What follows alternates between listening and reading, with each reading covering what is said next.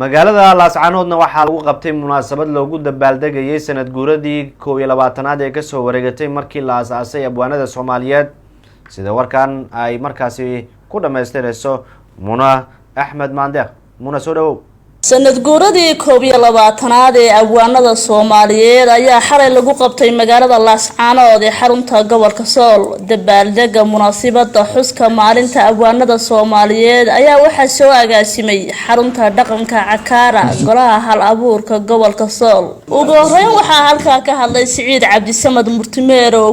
ku hadlayay afka abwaanada Soomaaliyeed iyadoo hadallada iska daba qaateen marti sharaftii ka soo qayb galay munaasabadan quruxda badan.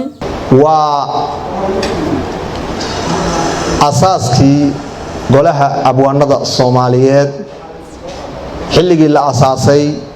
1998 waxa fikradda lahaa ama asaaskeeda lahaa abwaankii weynaa ee Soomaaliyeed Ilaahay ha u naxariistee Maxamuud Cabdilaahi ciise Singub waxaana loo asaasay golahaas xilligii uu soo maray ka hor waxay ahayd suugaanta Soomaaliyeed mid xoog badan oo jirta markii burburkii nagu dhacay kadib ayaa la asaasay sida taariikhdu ku xusan tahay waxa loo asaasay golahaas in mar labaad bahda u saaxiibka ah maskaxda in ay halkaas la isugu ururiyo gobolka Sool caasimadiisa Laascaanood xuska aynu joognaa waa kaas aynu ku daahfuranayno aad iyo aadna wad u mahadsantihiin dhammaan waxaan si gaar ah u salaamayaa golaha abwaanada Soomaaliyeed meel ay joogaanba oo caawa aan leeyahay hambaliyo taas ayaduna meesha ku jirto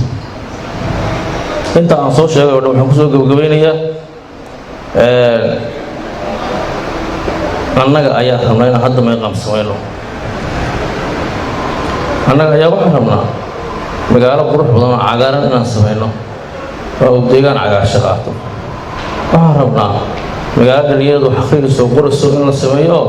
Ismaaciil mara qaato inaynu marka hore isbarano xusaskana weynaysino oo in wax xusno xusdu kaliya maaha in bun iyo salool iyo neef la qalo iyo dabadego iyo sida aynu aaminsanay maaha xusku waa weynaynay inaynu wax weynaysino qofkeena muunada iyo magaca leh waxaan uga socdaa aad baan ugu faraxsanahay caawinaha halkan soo istaago inaan hortiina ka hadlo inaan ka soo qayb galo maalintan qiimaha iyo qaayaha leh oo aniga si gaar ah taabanaysa xuskii 21aad ee abwaanada Soomaaliyeed waliba reerto xalada magada abwaanada reerto waxa la yidhi baa dhakhtar jigay markaas uu xanuunsanayaa oo doctor yaag markaas uu hal xilin baa laga saaraya kulaha waxaan joogaa dhowr Soomaaliyeed laba xilin lagu joogay ayaga saaray oo aan ka shaqeyno waxaan inta badan aan xusin kaalinta uu abwaanku ku lahaa environmentalka ama deegaanka dhirta bageed malka ah baa jiriyo lama garaacaan birimageedu dadkuna leeyihiin lama guhaadshaan abwaanka Soomaaliyeed runtii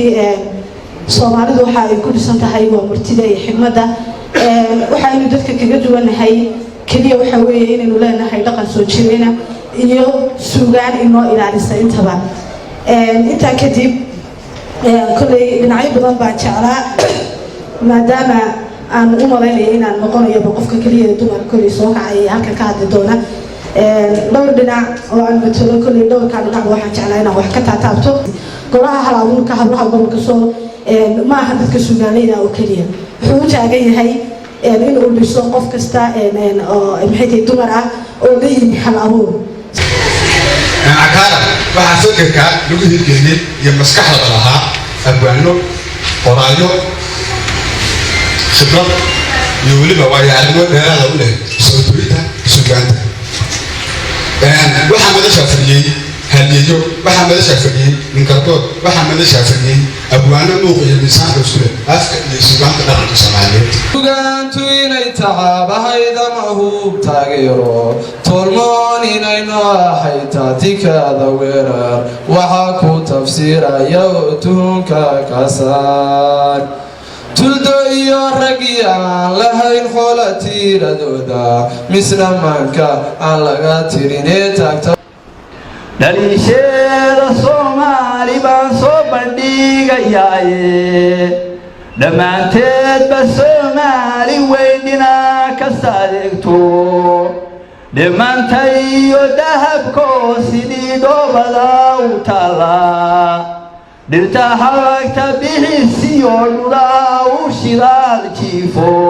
Muna Axmed Cabdi Buna Mandeeq dalka TV Laascaanood